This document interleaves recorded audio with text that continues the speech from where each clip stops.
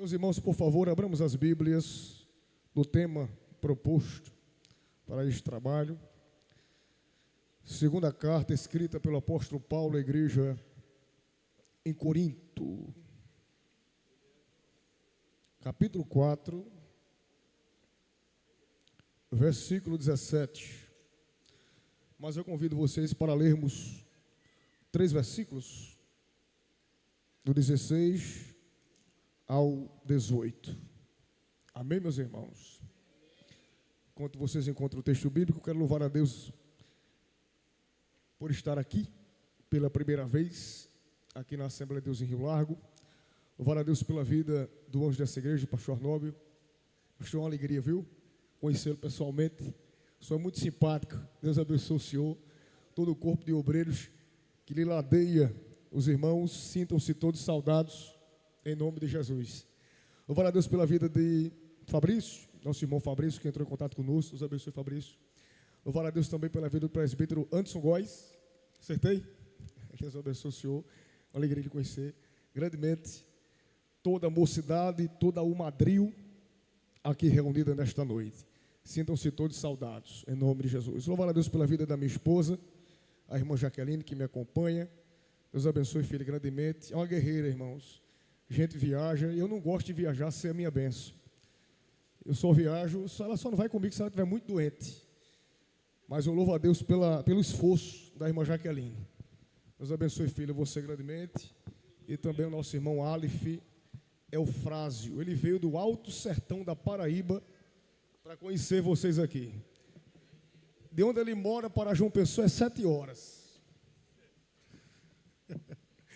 E disse: Montados, eu quero conhecer os irmãos de Rio Largo. Disse: vamos adorar Jesus lá juntos. E aqui estamos. Deus abençoe, Aleph. Traz uma bênção de Deus. Ele me chama de pai, mas ele tem dado de ser meu irmão mais novo. Quem encontrou o texto, meus irmãos, diga amém. Assim diz o texto sagrado, queridos. Por isso não desfalecemos, mas ainda que o nosso homem exterior se corrompa, o interior, contudo, se renova de dia em dia, porque a nossa leve e momentânea tribulação produz para nós um peso eterno de glória muito excelente, não atentando nós nas coisas que se veem, mas nas que se não veem, porque as que se veem são temporais, e as que se não veem são eternas. Agora toda o Madril em alto e bom som. Vamos ler o versículo 17. Todos juntos. Amém? No 3. 1, 2, 3. Porque a nossa leve e momentânea tribulação produz para nós um peso eterno de glória muito excelente. Amém? Antes de você sentar, façamos uma breve oração. Amigo Jesus, queremos, amigo Jesus, te dar graças pela tua bondade. Queremos te louvar pela tua presença aqui. Já tens, Senhor, testificado que aqui estás, através dos louvores que aqui foram entoados, através, Senhor, da adoração apresentada. Tu tens manifestado a tua presença aqui entre nós. Continue falando conosco agora por intermédio da tua poderosa e inerrante palavra. Tu conheces, Deus, a situação de cada um que entrou por essas portas aqui no Templo Central em Rio Largo. Tu sabes o que precisamos ouvir da tua parte. Comunica aos nossos corações a tua verdade por intermédio da tua palavra. É isso que nós te pedimos. Mas também, Senhor, queremos somar com a oração feita pelo teu ungido. Batiza com o Espírito Santo, se assim quiseres, na noite de hoje. Cura os enfermos, porque aonde tu estás, sinais e maravilhas acontecem. Tudo isto para a tua glória. Neutraliza, Senhor, as ingerências, as interferências do mundo espiritual que queiram atrapalhar a tua operação e a tua atuação aqui neste trabalho. Porque cremos que a tua ordem dada move o mundo espiritual em favor da tua igreja. Continua conosco, é isso que nós te pedimos. E por fé te agradecemos. A igreja que concorda diz: amém. Sente-se, meu irmão e minha irmã, por gentileza, dando glória a Jesus. Cadê o nosso amigo sonoplasta? Nosso amigo sonoplasta, você pode me dar mais um pouco de retorno, meu irmão? Glória a Deus, glória a Deus. Meus queridos irmãos, eu quero pensar com vocês nessa noite, baseado no tema dessa festividade, sobre resiliência. Preste bem atenção, se alguém quiser conversar com você, você diga para ele que está ocupado, ligado no céu. Amém? Eu quero pensar com vocês no seguinte tema: porque eu preciso ser resiliente. Repita comigo: porque eu preciso ser resiliente. Você já fez essa pergunta já, com essa temática? Se não fez, nós iremos entender um pouco porque temos que ser resilientes. Meus queridos irmãos, ao lermos a segunda carta escrita pelo apóstolo Paulo à igreja em Corinto, nós estamos diante de uma narrativa bíblica escrita em meados do ano 55 ao ano 56 depois de Cristo. Paulo, ao escrever esta carta, traz como tema central a glória através do sofrimento. Nós percebemos, queridos irmãos, que Paulo escreveu esta epístola à igreja de Corinto, aos crentes também de toda a Acaia, que abrangia o território que continha Atenas e a Cencreia. Percebemos que, tendo Paulo fundado a igreja de Corinto durante a sua segunda viagem missionária, manteve contato frequente com os coríntios devido aos problemas que haviam naquela igreja. A primeira carta aos Coríntios, sabemos que Paulo escreveu também em meados do ano 55 ao ano 56 depois de Cristo, mas a primeira carta ele escreveu da cidade de Éfeso na primavera do ano 55 e do ano 56. Já a segunda carta aos Coríntios, Paulo ele escreve ali na Macedônia no outono do ano 55 ao ano 56 depois de Cristo. Ele escreve esta carta com alguns propósitos. O primeiro propósito, ele escreve para encorajar a maioria da igreja que lhe era fiel como seu pai espiritual. Paulo expressa a paternidade espiritual, a paternidade apostólica para aquela igreja, demonstrando zelo e cuidado com o rebanho de Deus. E segundo, ele escreve para contestar e desmascarar os falsos apóstolos que continuavam a difamá-lo, para assim enfraquecer a sua autoridade e o seu apostolado e distorcer a sua mensagem. Paulo estava sendo confrontado por hereges, por falsos apóstolos que estavam levantando-se para se opor ao exercício do ministério, ao apostolado de Paulo. E Paulo escreve também para contestar, para confrontar esses levantes, estas afrontas por parte dos seus opositores. Em terceiro lugar, ele escreve para repreender a minoria na igreja influenciada por seus oponentes e que não acatavam mais a sua autoridade, não respeitavam mais a autoridade apostólica de Paulo, devido à má influência destes homens que se introduziram dentro da igreja de Corinto.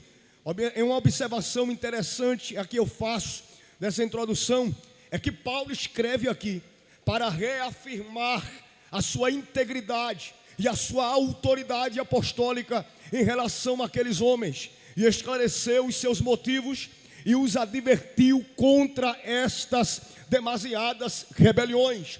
Todos nós sabemos, irmãos, que Paulo, ele fazia questão de testificar que o seu ministério, que o seu apostolado, ele não foi concedido por homens, mas o seu apostolado, ele foi concedido pelo próprio Cristo. Como prova disso, nós sabemos do encontro que Cristo teve com Saulo de Tarso, no caminho para Damasco. E Jesus, ele mostrou, ele testificou que Paulo sofreria por amor do seu nome e seria para ele um instrumento usado. E com isso, Paulo testificava isto, trazendo à tona que o seu apostolado foi levantado, foi testificado e foi constituído pelo próprio Cristo. A segunda carta aos Coríntios visou, meus irmãos, preparar a igreja como um todo para a sua visita iminente. Paulo estava prestes a visitar aquela igreja, mas ele escreve para a orientar. Características especiais também trazem alguns pontos importantes. Quais são? Eu quero aqui tecer 4 pontos. O primeiro ponto, esta segunda carta aos Coríntios é a mais autobiográfica das epístolas de Paulo. Suas muitas referências pessoais são feitas com humildade, desculpas e até mesmo constrangimento, mas foi necessário, tendo em vista a situação da igreja de Corinto. Em segundo lugar, Paulo escreve também, transmitindo que esta epístola ultrapassa todas as demais epístolas paulinas no que tange a revelação da intensidade e profundidade do amor e do cuidado de Paulo por seus filhos espirituais. Terceira característica, esta epístola contém a mais completa teologia do Novo Testamento sobre o sofrimento do crente e de igual modo sobre a contribuição cristã na obra missionária. Em quarto lugar, e quarta característica, nós iremos perceber que existem termos chaves que identificam esta epístola, tais como fraqueza, aflição, lágrimas, perigos, tribulação, sofrimento, consolação, jactância, verdade, ministério e glória, destacam o conteúdo desta carta. Diga amém, meus irmãos. E percebemos, meus queridos, que ao trazer à tona o contexto desta carta, o propósito desta escrita paulina, nós percebemos que ela gira em torno do seu tema principal. Qual, irmão Tales? O sofrimento por amor a Cristo. E eu quero agora aplicar justamente a temática que vocês escolheram sobre resiliência. Tales, o que tem a ver resiliência com esta carta escrita pelo apóstolo Paulo? Tem tudo a ver. Quando você lê as cartas paulinas, você perceberá que é nesta carta que Paulo vai descrever sobre os seus sofrimentos por amor e pela causa do Evangelho. Todas as vezes que Paulo, me escute, observe bem, todas as vezes que Paulo, ele trabalhava a temática de sofrimento, ele não trabalhava, meu pastor Arnaldo, essa temática de sofrimento lamuriando, ou muito menos murmurando, porque ele sofria pela causa do Evangelho. Pelo contrário, Paulo expressava que o sofrimento que ele sofria pela causa do Evangelho era um sofrimento honroso. Ele entendia que sofrer pela causa de Cristo era testificar e expressar que ele genuinamente, ele era um verdadeiro discípulo, ele era um genuíno apóstolo. E o que é que isso tem a ver, irmão Tales, com a temática de resiliência? Observe bem, o que significa a palavra resiliência? A palavra resiliência, meus queridos, na verdade ela tem origem na física. O termo resiliência foi oficializado no ano de 1807 pelo físico Thomas Young, que definiu a resiliência como a capacidade de um material ou sistema de recuperar a sua forma original após ser submetido a uma força de uma deformação. A resiliência é uma propriedade que permite que os materiais resistam a choques e tensões sem sofrer danos permanentes. A palavra resiliência, ela também traz o seu conceito do latim resilientia, que é re mais salio, que significa saltar para trás, recuperar-se, voltar ao normal. Ou seja, ao lermos sobre resiliência, percebemos que a resiliência ela é aplicada em diversas áreas do conhecimento, tais como, por exemplo, ela é aplicada na área ambiental, ela é aplicada na área climática, na área física e também na psicologia. Como, por exemplo, a resiliência aplicada na psicologia, ela refere-se à habilidade das pessoas responderem às frustrações e estresses diários em todos os seus níveis, com superação e recuperação emocional. É tão tal que alguns críticos, alguns historiadores estudiosos, eles chegam a comparar a resiliência como, por exemplo, uma esponja que você aperta. Quem já apertou uma esponja aqui? Quando você aperta a esponja e solta a esponja, ela volta ao seu formato normal. A resiliência se equipara a um aperto que não te deforma. E agora eu quero aplicar a direção que Deus me deu aqui para esta noite.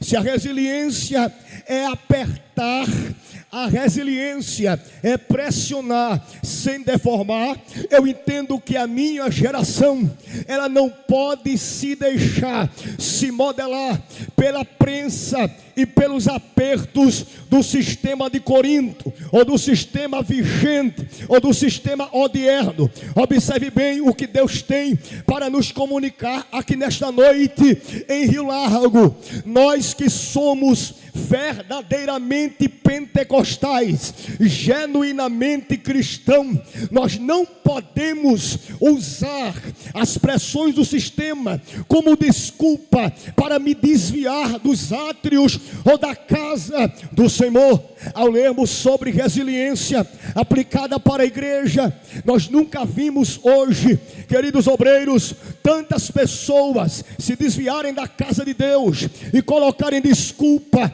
no sistema que tem a cativado, que tem o tirado do altar e o atraído, e ele sai como se nada tivesse acontecido durante anos que passou na casa de Deus. Eu conheço jovens que passaram décadas na igreja, foram discipulados, foram batizados com o Espírito Santo, e do nada ele foi atraído, ele foi engodado, e ele nem sequer pensou 3 ou 4 vezes para negar a fé, para negar o Cristo, para negar os ensinamentos que ele aprendeu, para negar o poder que ele recebeu. Ele cedeu de forma fácil. Ou seja, pessoas que não são resilientes são pessoas que expressam imaturidade espiritual. A imaturidade espiritual no nosso meio, trazendo para o contexto aplicado de juventude, é um perigo. Porque quando a imaturidade, ela realmente está à tona, eu sou de fácil manipulação. E o que Deus quer da igreja, principalmente nesses últimos dias, é que nós não, jamais, nunca cedamos a estas pressões, a este poder de manipulação. E eu entendo que muitos estão assim, obreiros, porque estão levando a vida espiritual, empurrando com a barriga. Eles entram na igreja, eles cultuam de 7 a 9 da noite, eles vêm para alguns congressos, para algumas festividades, mas eles não provam a intensidade do poder espiritual. É bem verdade que o poder espiritual que nós que somos pentecostais, ele é transmitido como? Ele é refletido como? Com glória a Deus, com línguas estranhas. Deus às vezes usa um instrumento em profecia, Deus usa outro em línguas e o outro interpreta. Isso são os dons espirituais no meio da igreja, em atividade da igreja. Só que o genuíno poder pentecostal, ele não se restringe apenas aos dons. O genuíno poder pentecostal, ele te faz largar esse celular e ouvir a mensagem por 1 hora, sem abrir a boca e sem ter desejo de ir para casa. O genuíno poder pentecostal, ele te faz vir para o culto em Rio Largo, não para ficar paquerando com a menina da R2, não para ficar paquerando com o garotinho da R4, mas o poder pentecostal, ele te diz: vai para dentro dos átrios, porque lá tem óleo para descer sobre a tua cabeça. Olha para esse jovem aí, se ele estiver dormindo, tu acorda aí. Se ela estiver cochilando, tu dá um glória, como diz na Paraíba, no pé do ouvido dele, no pé do ouvido dela. E pergunta: o que é que tu viesse fazer aqui, vaso? O que é que tu vieste fazer aqui no Templo Central em Rio Largo nesta noite? Nós não podemos confundir o poder pentecostal apenas com as reações. Existem as reações, mas eu percebo uma coisa que nós temos que entender: que o poder pentecostal me dá maturidade para que eu seja resiliente diante das pressões do sistema de hoje. Oh glória, oh glória, Oh glória, oh glória. Oh meu Deus, me ajude, Jesus, é forte. Mas a gente tem que falar, né, irmãos? A gente tem que obedecer o comando de cima, não é verdade? Meu Deus. Se a resiliência, jovens, é a capacidade de sofrer pressões e não se deformar, porque tem tanta gente deformada no meio da igreja hoje? Porque tem tanto jovem que diz que é do manto, que é do prá, que é do pré, que é do pru, mas está deformado. Olha, irmão, não toque em mim não, porque se você tocar, como diz o pastor Gilvan Rodrigues, eu cuspo o fogo e arroto o braço. Mas não larga o celular depois da meia-noite, quando todo mundo vai dormir. Fica vendo coisas desagradáveis aos olhos de Deus. A aparência é de resiliente. Levar comas. Mas a vida está deformada. A aparência de cheio, mas a alma vazia.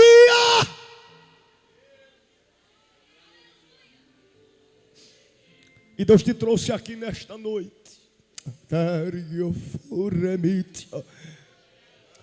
para dizer para você: para de brincar comigo. Está na hora de tu tirar essa capa e se dobrar diante de mim e dizer: Deus, eu estou errada, eu estou errado, eu preciso voltar ao que eu era.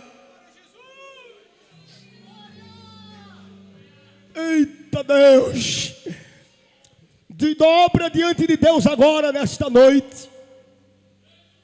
Há uma direção de Deus aqui, meu pastor. Te dobra diante do Espírito Santo, aqui em Rio Largo, nesta noite, e diz para ele: eu preciso voltar ao normal. As coisas estão anormais em você. E hoje é a noite de você voltar ao normal. Cante. Retropracamente arras.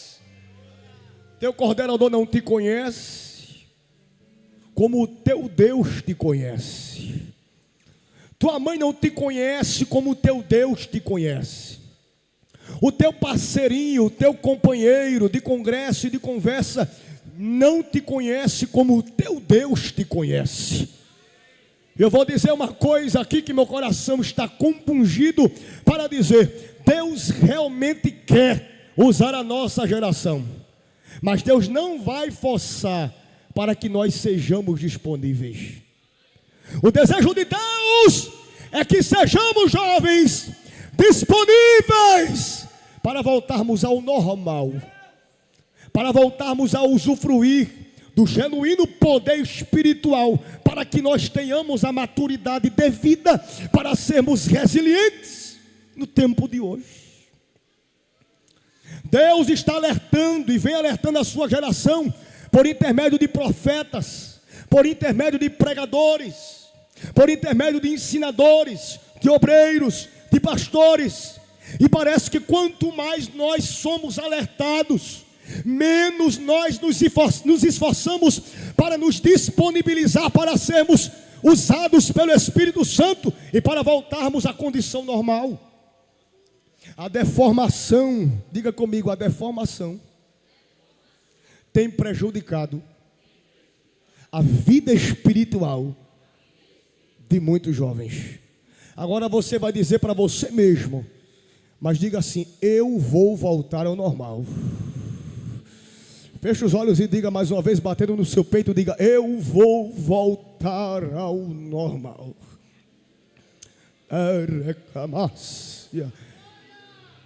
Pecado não é para você. Ultrapassar os limites de Deus não é para você. Queimar as etapas da tua juventude não é para você.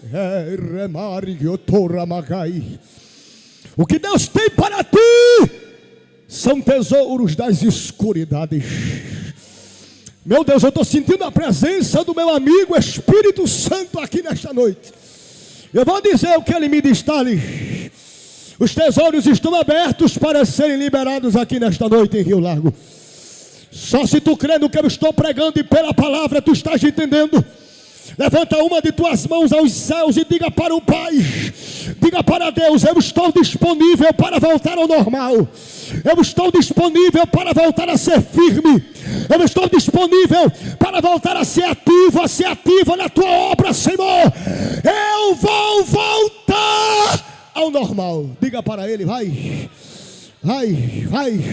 Aumenta o nível do teu glória aqui nesta noite, aumenta o nível da tua adoração, porque eu estou vendo aqui resilientes.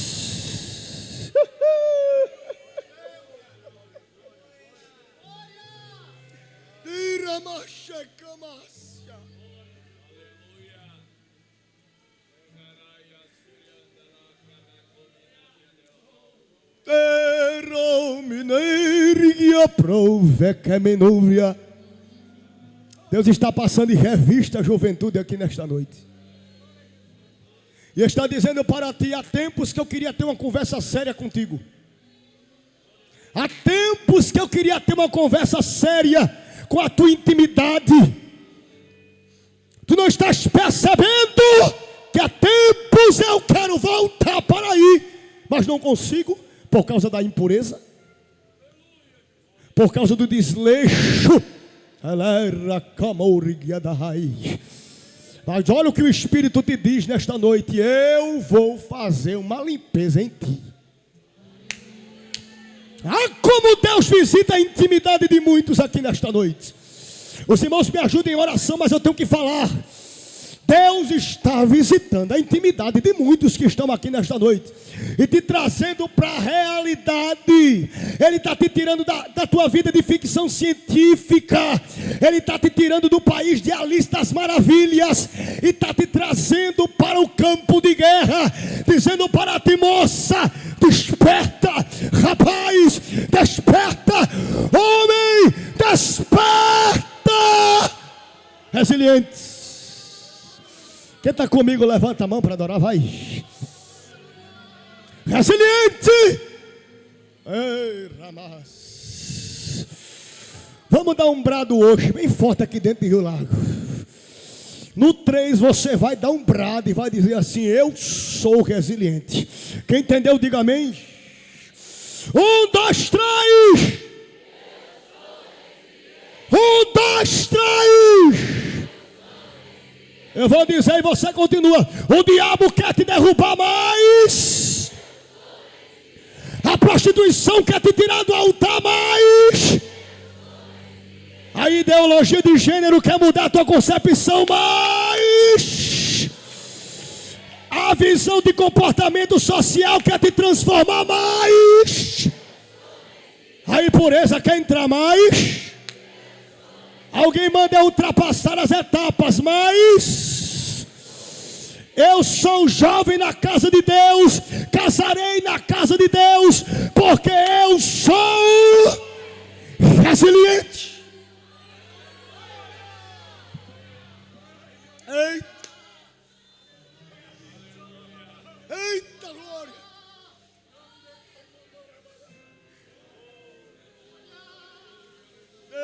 Recomas.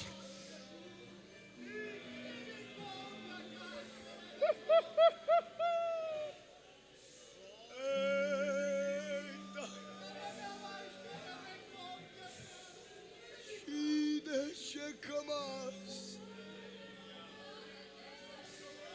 Meu pastor, eu estou sentindo a presença de Deus aqui.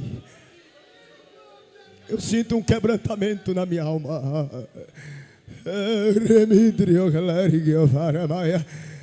Eu digo por visão espiritual, irmão. Eu estou vendo pessoas voltarem ao normal. As coisas estavam te tirando do eixo. Há dias alguém tem percebido o teu desvanecimento espiritual, mas Deus que é teu Pai, que é teu amigo, Ele está dizendo para ti: eu estou trazendo de volta os tempos que foram consumidos pelo gafanhoto, os tempos que foram consumidos pela locusta, os tempos que foram perdidos e deteriorados. Deus está fazendo tudo voltar ao normal. Feche os olhos comigo.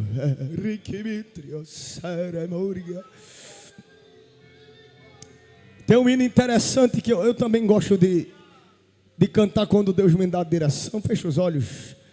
Tem um hino que você vai ter que cantar hoje aqui. Amanhã eu também estou com vocês. Esconda-me em ti, esconda-me em ti, nas asas do teu amor.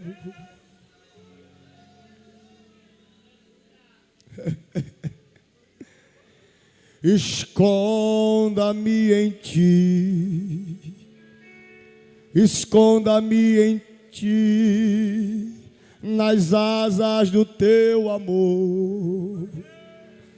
Toda o madril, fecha os olhos e canta comigo, porque eu sinto direção.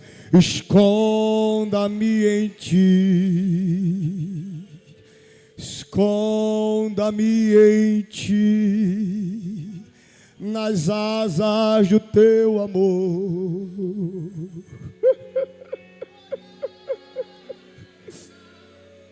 Você vai dizer assim comigo: como eu amo o seu nome, és o nome mais lindo que eu conheço. Como eu amo o seu nome. Eu estou sentindo um vento do Espírito aqui.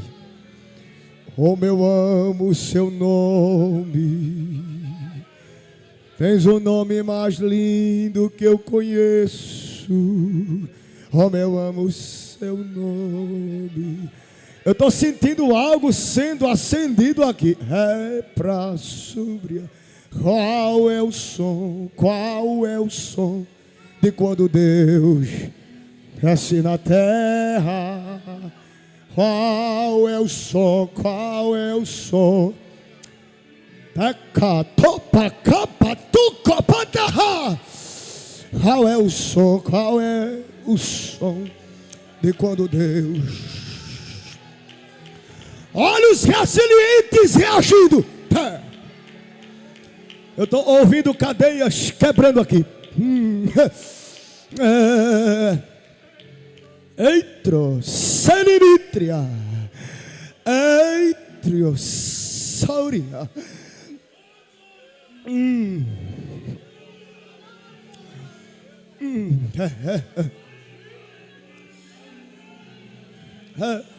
Qual é o som de quando Deus? O vocal, se quiser, pode me ajudar.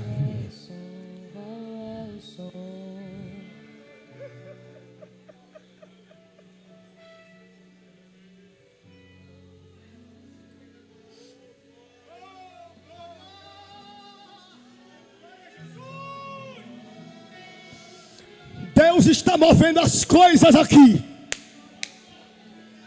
Eita, Ramácia! Meu pastor, o céu me mostra uma nuvem negra tentando atrapalhar o trabalho de Rio Largo. Mas Deus manda lhe dizer: é a primeira vez que eu lhe vejo pessoalmente, e é a primeira vez que o Senhor me vê pessoalmente. Mas o Deus que é o seu Senhor manda lhe dizer que está desfazendo a nuvem. Levanta a mão para glorificar comigo aqui. O movimento das cortinas por trás, o movimento de grupos eclesiásticos por trás das surdinas contra o trabalho de Rio Largo. Manda Deus dizer que nesta noite resiliência, resiliência, resiliência, resiliência, resiliência, resiliência.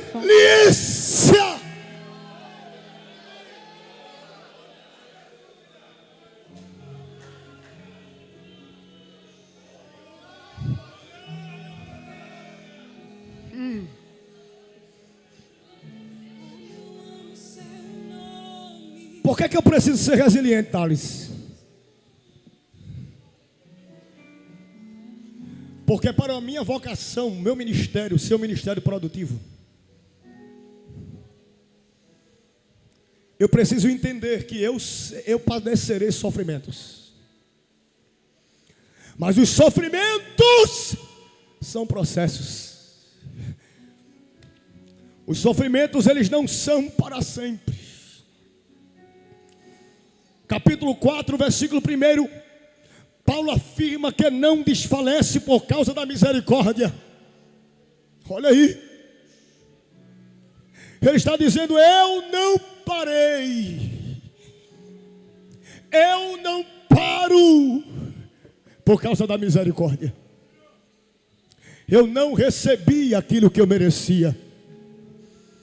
Eu não recebi o juízo. Eu merecia. Mas é por causa da misericórdia de quem? De Cristo. Olha para cá. Paulo está dizendo que no exercício do seu ministério, ao sofrer os açoites, os naufrágios, as prisões, as decepções dentro do ministério, até Demas desamparou Paulo, e entre outros. Mas aqui ele está dizendo aqui, o Madril: eu não desfaleço por causa da misericórdia de Cristo. Guarda o que eu vou te dizer aqui nesta noite. Quando tu estiveres sofrendo, quando tu estiveres exercendo a tua vocação, aprovado e aprovada por Deus, e tu sofreres perseguições por causa da tua vocação, olha para a cruz de Cristo. Lembra do Calvário. Lembra da graça e da misericórdia da cruz. É isso que Paulo está dizendo. Eu olho para Cristo, para que eu não venha desfocar do meu propósito. Obreiros, jovens, às vezes é bem verdade que alguém vem para nos fazer desfocar. Mas Deus manda dizer para vocês pela palavra: o foco vai voltar ao normal. Resiliência. Guarda isso, recebe. O foco vai voltar ao normal. Porque tem algumas coisas que elas se tornam, são atrapalhadas por causa das coisas que acontecem no externo. Alguém vem, as coisas contribuem para te fazer sair do propósito. Aí Paulo diz: eu não saio, eu não desfaleço. Eu prego em prisões, eu escrevo de prisões, eu evangelizo, eu ganho almas, eu reputei tudo por perda, por amor a Cristo. Eu reputei as minhas qualificações, a minha dupla nacionalidade, eu falava vários idiomas, várias línguas, mas tudo isso eu reputei como esterco e como perda, para que eu ganhe em Cristo e a causa de Cristo. Ele diz: eu não desfaleço por causa de Cristo. No versículo 2 ele ainda diz na introdução que há exortações para que os crentes preservassem a moral e a ética espiritual, para assim viverem uma vida espiritual sadia em Cristo. Olha a introdução dessa carta. O que é que Paulo nos ensina aqui?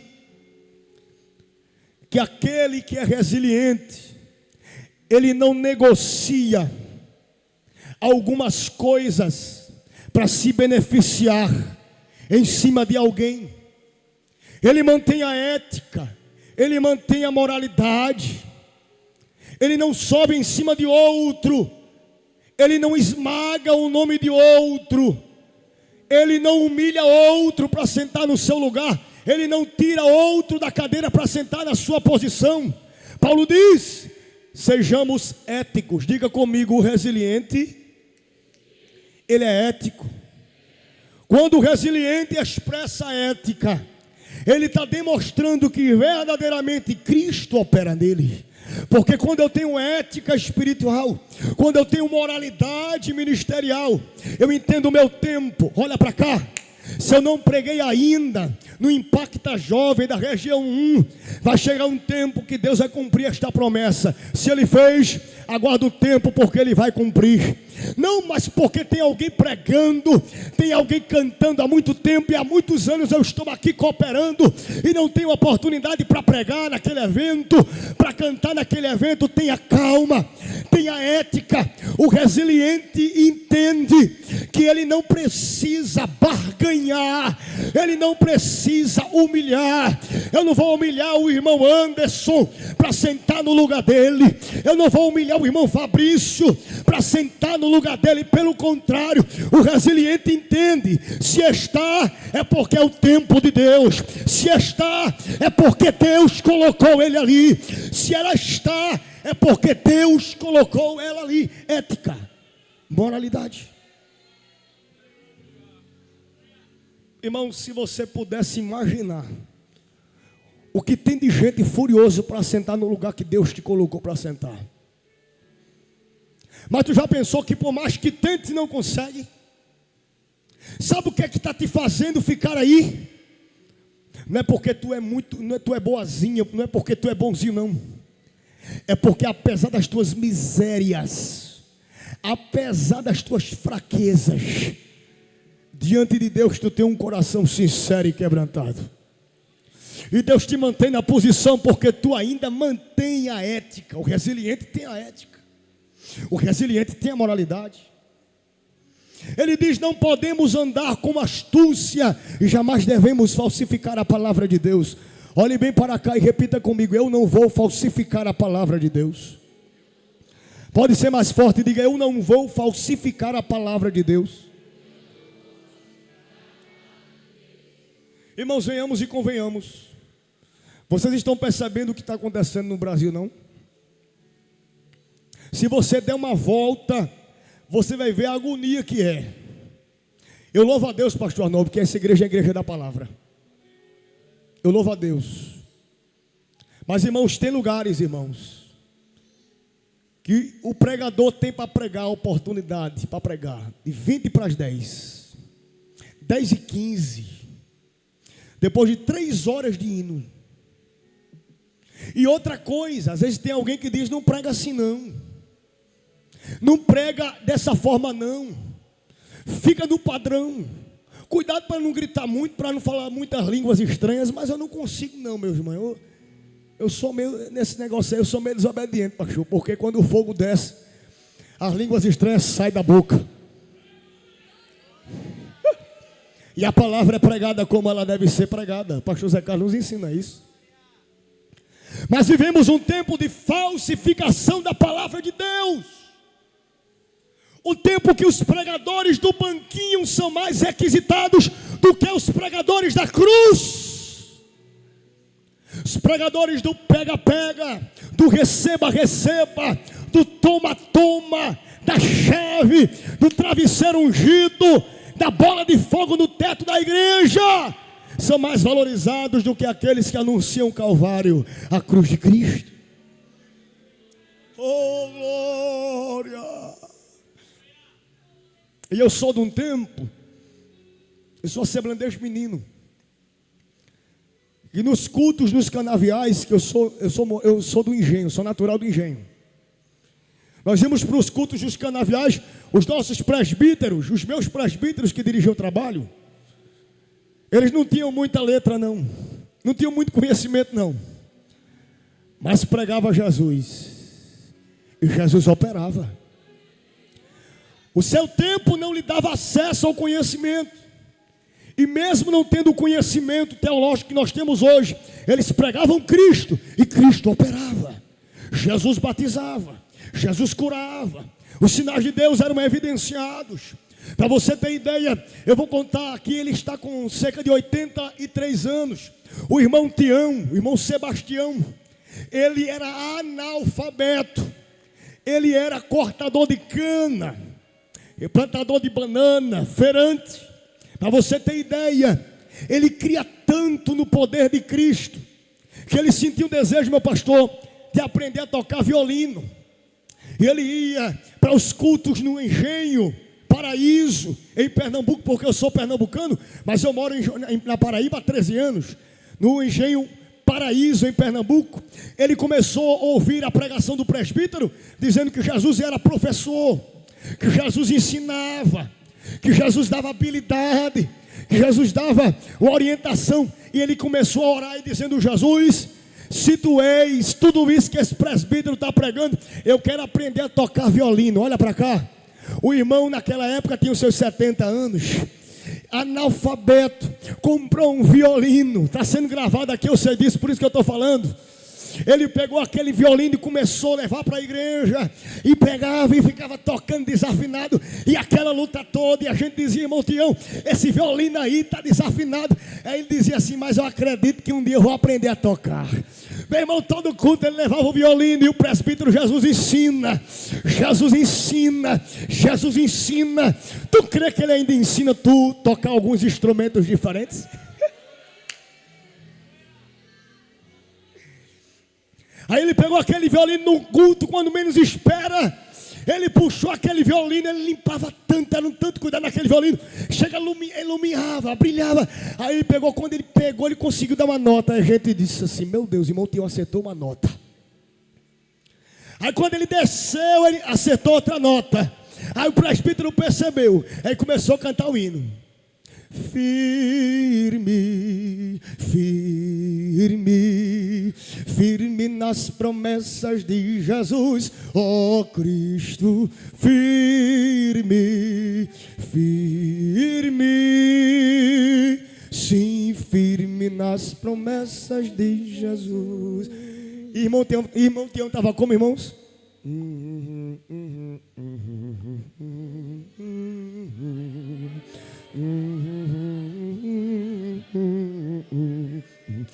Jesus ensinou ele a tocar violino. Levanta a mão assim comigo e diga: Jesus ainda opera nos tempos de hoje.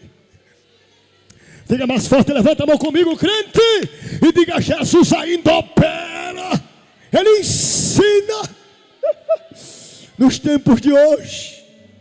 A palavra verdadeira, a palavra genuína, cristocêntrica, quando ela é pregada, há uma evidência de sinais e uma intensidade de manifestação.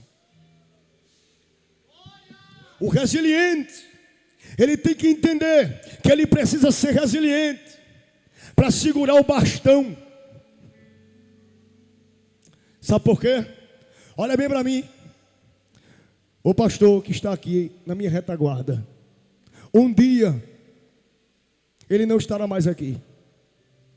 Um dia os seus líderes não estarão mais aqui. Um dia a sua dirigente de ciclo de oração, aquela do coque, aquela dirigente perigosa do coque, que tu tem medo de ir para o trabalho de oração para não revelar a tua vida, ela não vai estar mais aqui não. E por que que eu preciso ser resiliente? Por que que eu não posso me deformar para suceder os nossos pais? Pastor Genival Bento, que aqui é co-pastor, não é isso? Um dia não vai mais estar aqui. O coordenador Anderson não vai estar mais aqui. Um dia, quem sabe, eu não estarei mais aqui pregando o evangelho. E quem vai suceder? Os resilientes. Você está entendendo a seriedade da coisa? Por que é que eu preciso ser resiliente? Guarda isso. Para suceder bem os nossos pais no exercício do meu ministério, para que com saúde espiritual os posteriores ouvintes, a geração que virá através de mim, seja edificada pelo evangelho bíblico, pelo evangelho da cruz de Cristo, pelas boas novas de salvação, que traz à tona o poder do Calvário, o poder da redenção, o poder da ressurreição, o poder da glorificação, o arrebatamento da igreja, os dons espirituais. eu não irei soltar o cajado, eu sou resiliente. Estão querendo afrouxar aí. Olha, irmãos, com todo respeito, mas a nossa Assembleia de Deus, ela não precisa pintar a parede da igreja de rosa, ela não precisa pintar a parede da igreja de roxo, ela não precisa, pastor, pintar a parede da igreja de laranja para atrair a mocidade, não. Eu quero dizer para vocês esta noite, nós precisamos ser resilientes para entender que a palavra pregada tem que trazer a aplicação prática de que o que chama a tua atenção para o altar não é a cor da parede da igreja. O que chama a tua atenção para estar aqui não é os holofotes que o pessoal coloca que parece mais uma boate, não. O que tem que chamar a nossa atenção para estar aqui é a presença que se manifesta, é o Espírito que age, é o Espírito que se move. Não é a cor que te atrai, é a presença que te atrai para cá. Porque se eu venho para a igreja por causa da cor da parede, se eu mudar a cor da parede eu saio da igreja. Mas se eu venho para o templo para ouvir a palavra, para me alimentar dela, pela presença que aqui está, eu não me desvio. A parede, a igreja pode até desmoronar, o prédio pode mudar de lugar, mas eu permaneço sendo resiliente.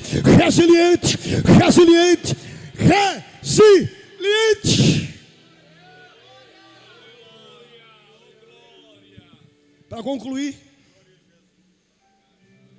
Eira Maia,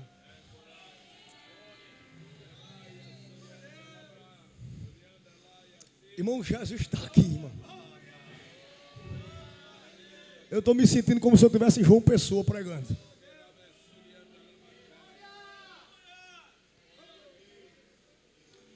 Jesus, quando tratou sobre o Evangelho, ele sempre deixou claro as renúncias e as provações e posturas que devemos tomar. Jesus nunca pregou um evangelho de facilidades e sempre ligou a sua mensagem a sofrimento. Como, por exemplo, a resiliência, ela estava de forma indireta, aplicada ou implícita nos sermões de Jesus. Me prova, Thales. Jesus, no Sermão da Montanha, alertou os seus discípulos sobre o sofrimento e perseguição por crerem nele. Vemos isto no Evangelho escrito por Lucas, capítulo 6, versículo 22 e 23. Diz a Bíblia: bem-aventurados sereis quando os homens vos odiarem, e quando vos separarem, e vos injuriarem, e rejeitarem o vosso nome como mau, por causa do Filho do Homem. Versículo de número 23, diz a Bíblia: folgai nesse dia, exultai, porque eis que é grande o vosso galardão no céu, pois assim faziam os seus pais aos profetas. Jesus continua falando sobre isto e diz, no capítulo 9, versículo 22 e 23, Jesus fala que ele mesmo teria que ser resiliente, porque ele padeceria, ele seria flagelado, ele seria julgado, passaria o vitupério do madeiro, mas Jesus ressuscitaria, como prova que ele é resiliente. Ele não se deformou, ele não renunciou, ele não voltou atrás, mas ele insistiu no seu propósito vicário. Diz a Bíblia, Lucas capítulo 9, versículo 22 e 23, dizendo: é necessário que o Filho do Homem padeça muitas coisas, e seja rejeitado dos anciãos e dos escribas, e seja morto, e ressuscite ao terceiro dia. Olha bem para cá, e dizia a todos, olha Jesus pregando resiliência: se alguém quer vir após mim, negue-se a si mesmo. Olha a resiliência. Tome cada dia a sua cruz e desista, e volta atrás e siga-me. Eita, vou falar uma verdade, a gente ora, amém? Jesus pregou um evangelho que traz à tona o sofrimento. Eu estou preocupado com o negócio. E eu, como Deus me orientou para falar agora, no primeiro dia, eu vou falar. Algo precisa ser tratado com a minha geração. O quê? Que a era do desenvolvimento tecnológico não pode nos trazer a ânsia e o desejo de vivermos o ministério de glamour. Porque, biblicamente falando, o ministério de glamour não existe. O ministério do servo de Deus é acompanhado de sofrimento. A era do desenvolvimento tecnológico trouxe inúmeros benefícios para os dias odiernos, tais como a possibilidade de qualificações profissionais, a possibilidade de um acesso a famílias, a parentes que estão em distâncias, a possibilidade de formações, de conteúdos, mas também a era do desenvolvimento tecnológico trouxe à mente de muitos jovens pregadores, de muitas moças que têm um desejo do ministério, uma mentalidade de glamour, de popstar, de fama.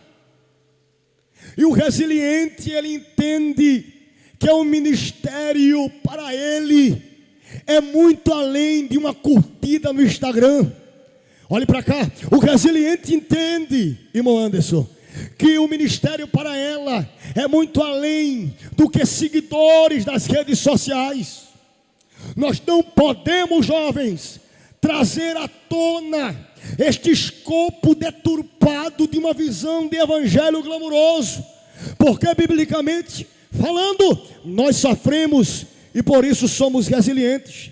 Como por exemplo, porém percebemos que esse contexto de muitos com esta visão tem trazido à tona que o glamour do ministério supera os sofrimentos. Se eu sofro, eu não sirvo mais. Se eu sofro, eu não vou cooperar mais. Se eu estou sendo apertado por Deus, eu não dizimo, eu não oferto mais, eu não coopero na coordenação mais. O propósito de alguns pregadores e cantores estão totalmente deturpado. Percebemos que muitos estão com 10, 20, 30, 1 milhão de seguidores, mas o seu ministério não é um ministério resiliente. Ele não sabe o que é passar prova, ela não sabe o que é carregar uma caixa na cabeça, ele não sabe o que é evangelizar no domingo à tarde no sol quente, entregando literatura, ele não quer sofrer, ela não borra a unha para ir para um trabalho de ciclo de oração no sítio, para ajudar as irmãs a carregar uma botija de barro de água, uma quartinha de água para o culto, para o ciclo de oração, com medo de borrar a unha. Vivemos uma geração que não quer sofrer por amor da cruz, não quer sofrer por amor do evangelho. Uma geração que infelizmente muitos estão flácidos. Mas eu quero dizer a vocês nesta noite, hoje é noite de tudo voltar ao normal. Com a permissão do pastor, posso colocar a igreja de pé, pastor? Com a permissão do pastor da igreja, fiquemos de pé.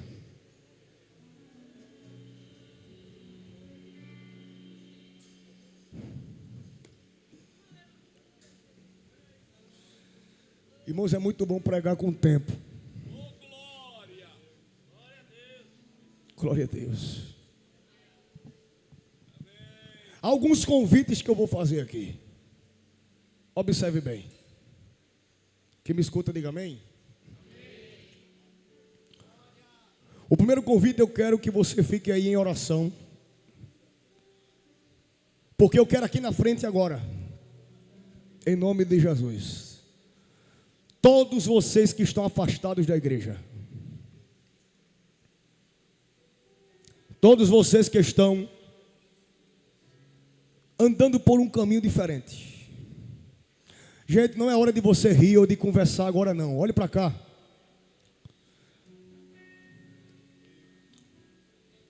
Eu quero agora, em nome de Jesus, você que parou e por algum motivo você veio para cá hoje,